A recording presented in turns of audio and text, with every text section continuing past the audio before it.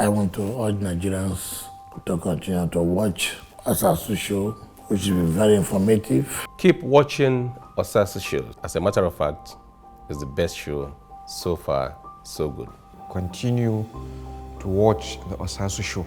I want you to keep watching the Osasu show because it is special. Keep watching the Osasu show. She's absolutely brilliant. The Osasu show, anchored by the new improved Chief Osasu Ibidedion. I recommend it to each and every one of us. I'm on the set of the Osasu show. Keep watching the Osasu show. I want to call on Nigerians, home and abroad, and international community to keep watching Osasu show.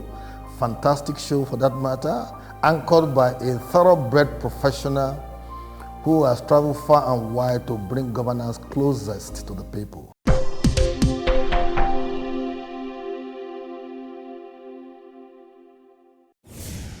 Hello everyone, welcome to today's episode of the Osasu Show. On today's episode, we review our 2019 production year.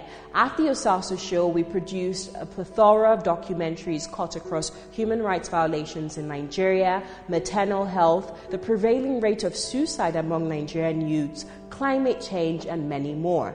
We also had exclusive interviews with the governor of Bayelsa State, the governor of Zamfara State, and the governors of many other states focusing on security and economic challenges that they're facing. In this two-part review, we'll be showing you all the highlights from this very year.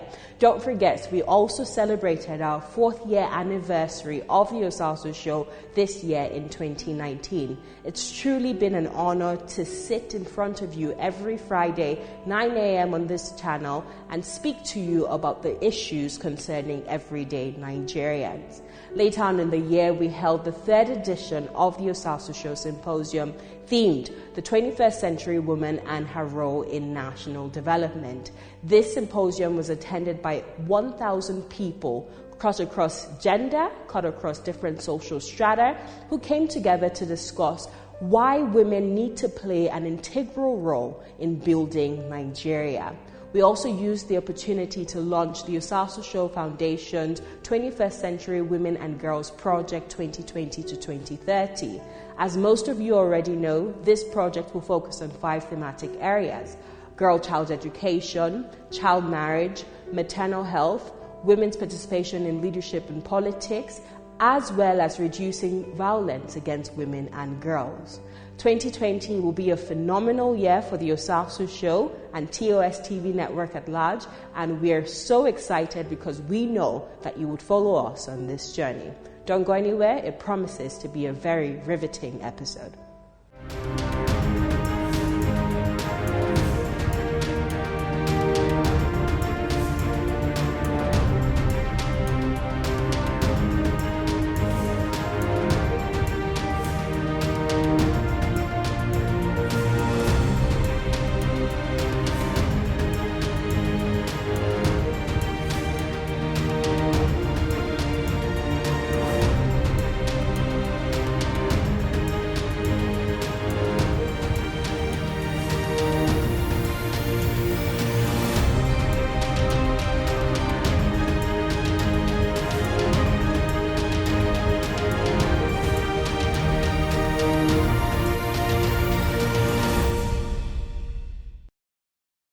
2019 has been a year of informative, educating, and compelling interviews and documentaries. Kicking off the year, we started with the INEC ECAS 3-part docu-series titled Voice of the Woman.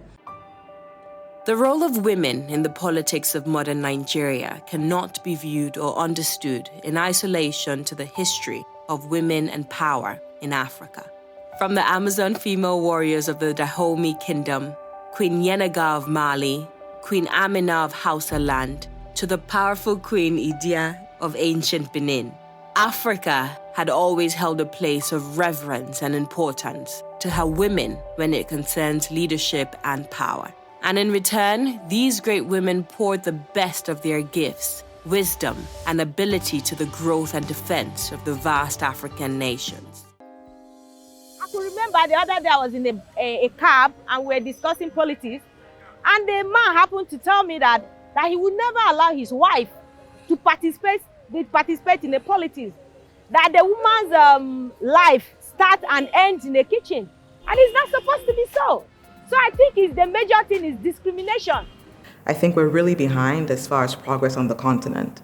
We call Nigeria the giant of Africa, but how can we be the giant of Africa when women, who are half of our population, are so behind? You have 109 senators and only 7 are women. You know, sometimes the times that the men fix for meetings, political party meetings, are in ungodly, in quotation mark, hours, you know, late into the night when they know that the women will not ordinarily be outside, and then they make, and even the volatile nature of politics in Nigeria, sometimes it can get to be a little bit violent.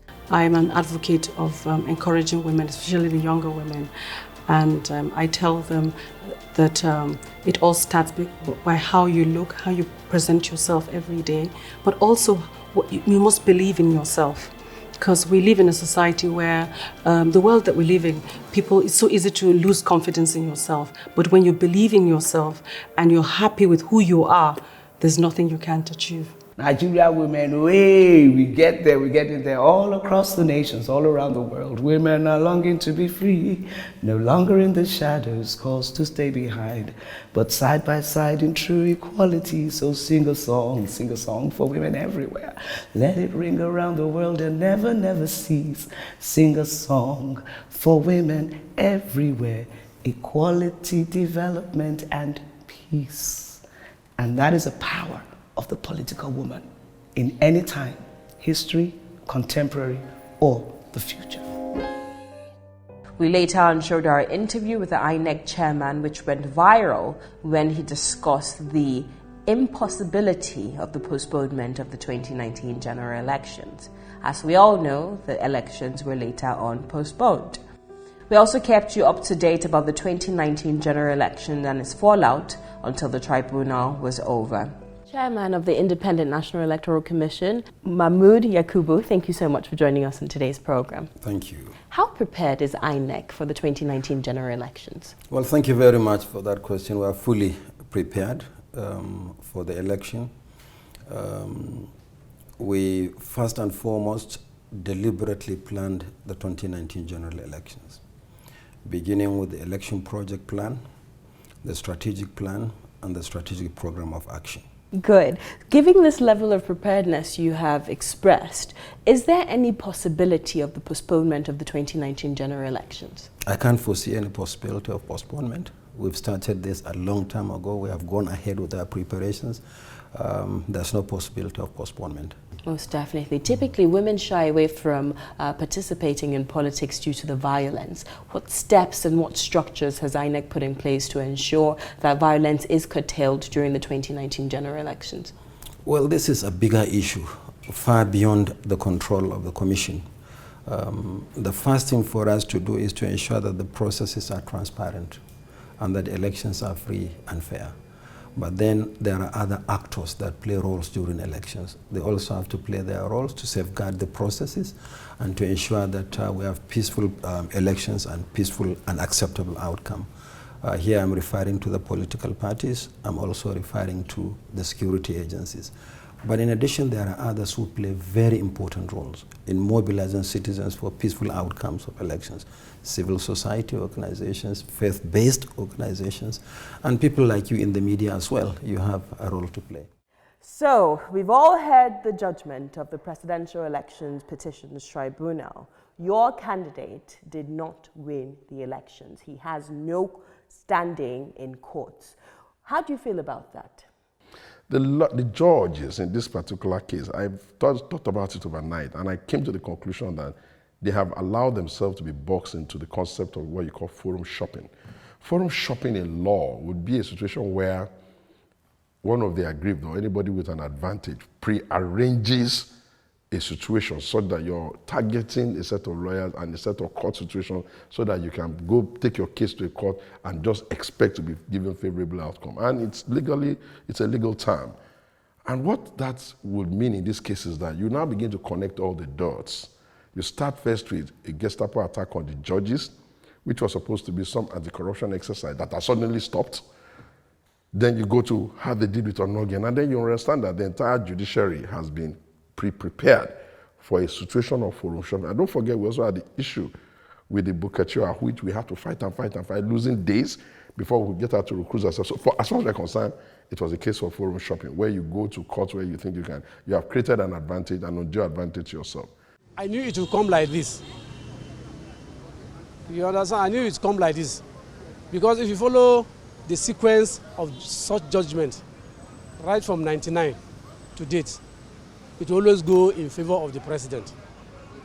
But if, to me, I'm not a lawyer, if things have to go the way it ought to be, on the right way, I don't think the president will come out in a flying color. I've seen on the pages of the newspaper where he said he knows he's going to flop article. That means it has become a party issue. Actually, to me, it did not come to me as a surprise, because I, for one, voted for Mr. President. And of course, to me, it is a reaffirmation of the mandate given to him by Nigeria. So what the court has done yesterday is just to reaffirm that popular mandate that was given to Mr. President by the majority of Nigerians. So I think it is a good one. For a result to just be declared between 24 hours, you're having a week before you get the result for the election. It takes a week for you to get the result of a presidential election. You can see that our electoral act is not working fine, and the INEC we have to also is not a transparent INEC. It's very unfortunate that we don't even have judiciary anymore. You understand? And I can't blame them, because everybody's afraid. If president can use certificate of secondary school, be a president, it means somebody from DG or CBN can bring your report card now. So I'm going to look for my own report card. Going to school now is no more useful. The state of the nation was also an interesting topic in this year, as we critically x-rayed the illegal suspension of the former Chief Justice of the Federation, Walter Onnoghen, down to the second-term inauguration of the Abia State Governor and several others. So we witnessed the suspension, or the purported suspension, of the Chief Justice of Nigeria, Walter Onnoghen, by the President last week. What is the standing of the law? The law is that the National Judicial Commission exercises disciplinary authority over judicial officers, including the Chief Justice of the Federation. A suspension, as you know, is part of the normal disciplinary measures you take when you have disciplinary control over staff. And so the president suspending him is not supported by the Constitution in any way. The National Judicial Council should have received the petition, should have had a hearing, and then decided on whether or not to suspend him. That's what should have happened. So members of the All Progressives Congress has debated that the Interpretation Act, Section 11C, Section 11B actually, said that the President has the powers to appoint, suspend, and remove anybody who he's constituted to appoint. Does that stand in this case? Does that apply? The Interpretation Act cannot override the Constitution. That's the simple answer to that. The Constitution is very clear. The Chief Justice can only be removed by the President upon an address supported by 2/3 majority of the Senate.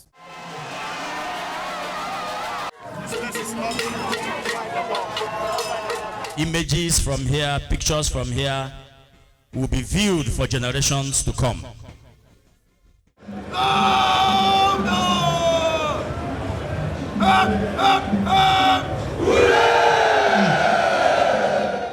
I, Okezie Victor Chibikemi Bazu, do solemnly swear, affirm that I will be faithful and bear true allegiance to the Federal Republic of Nigeria, and that I will preserve, protect, and defend the Constitution of the Federal Republic of Nigeria. So help me God. He's an excellent governor. He has done, he does enough, because the past government left a serious work for him. And he is the only person that came and they start doing it one by one. In short, people love him. In the next 4 years, Abians expect, and I expect, that the governor will take us to the next level. Next level, we mean that there are projects he could not conclude in the first tenure. And I believe that they are paramount. They are the highlights of what he's about doing, even in the next 100 days. Going forward, this administration intends to stay on track with our 5 pillars of development, because we can't really do much outside the 5 pillars, because they dovetail from the things we think we can do better than others. Trade and commerce is still very relevant in Abia.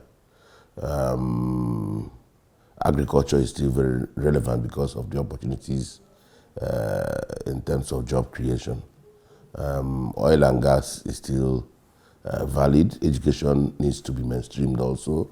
So we are staying with our 5 pillars. But what will happen is that we are going to build on some of the gains, milestones we have achieved in the past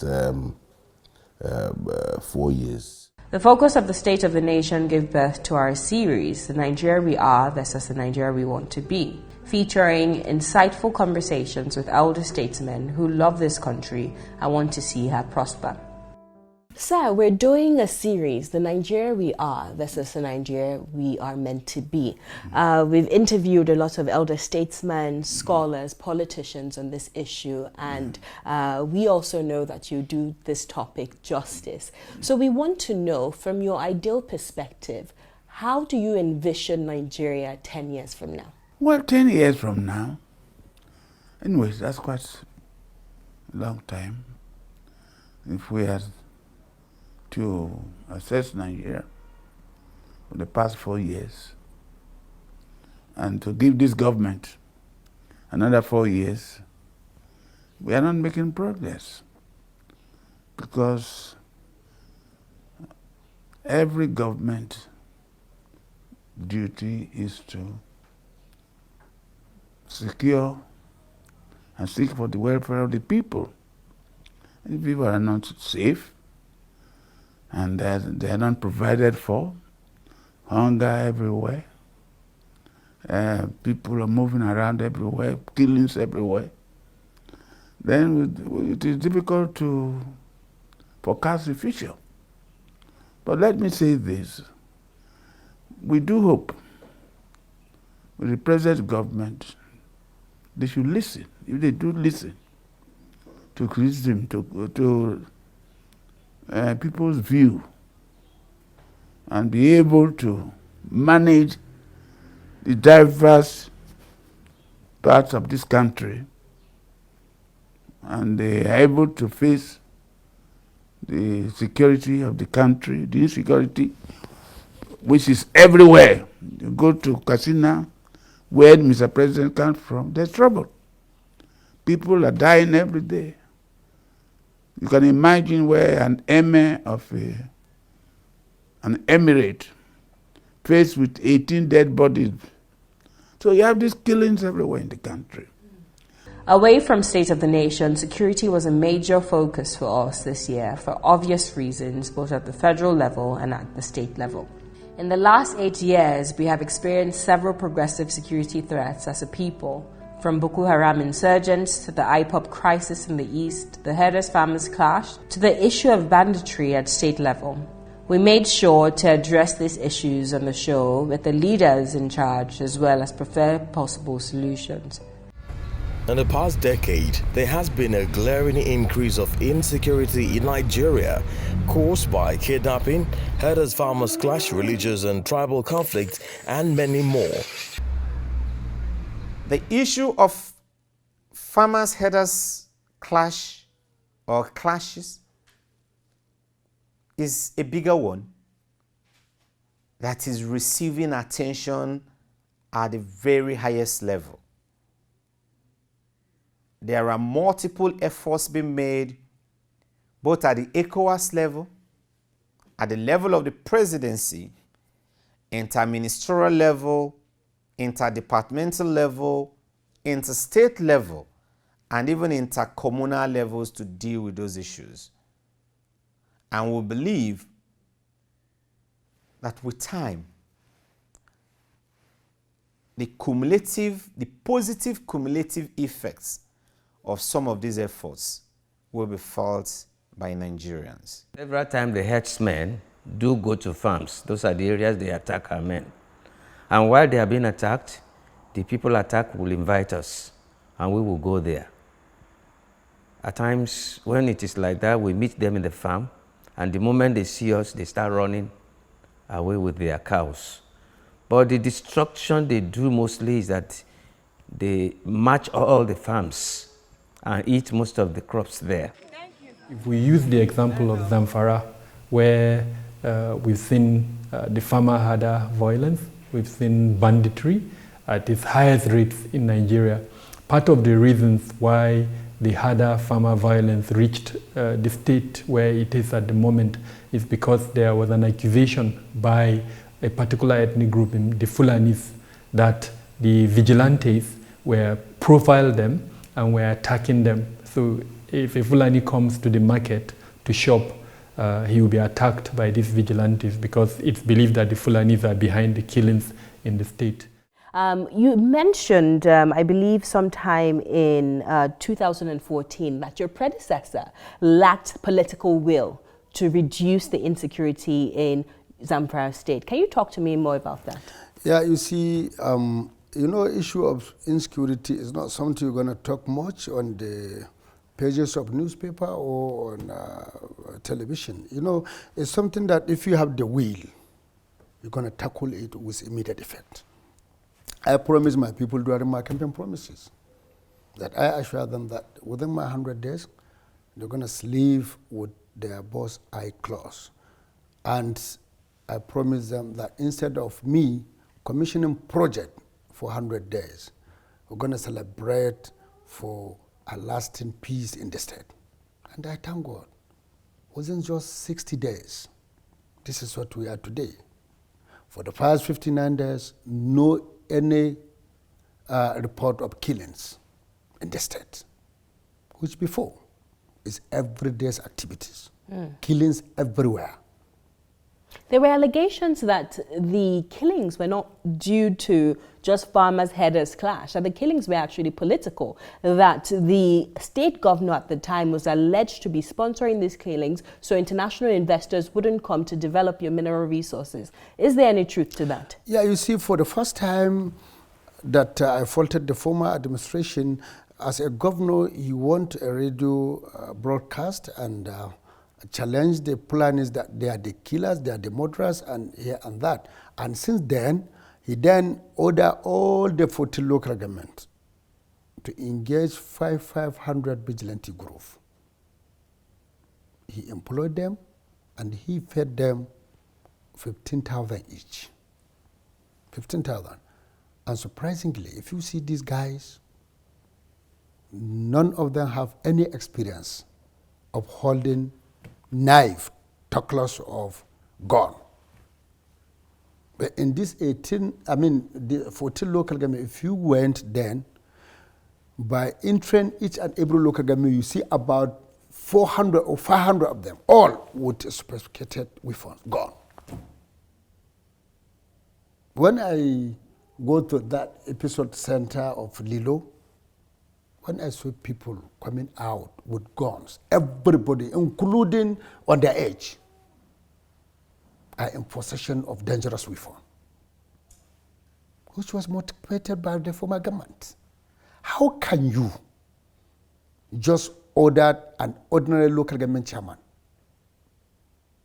to recruit person that has no any background, person that has no security background, and just to give him a gun without undergoing any training?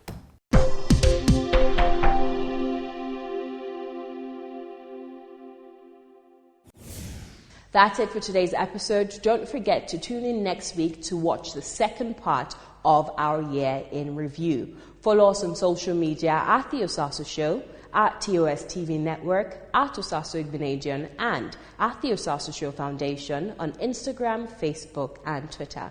I'll see you same time, same place next week. And until then, take very good care of yourself. God bless you.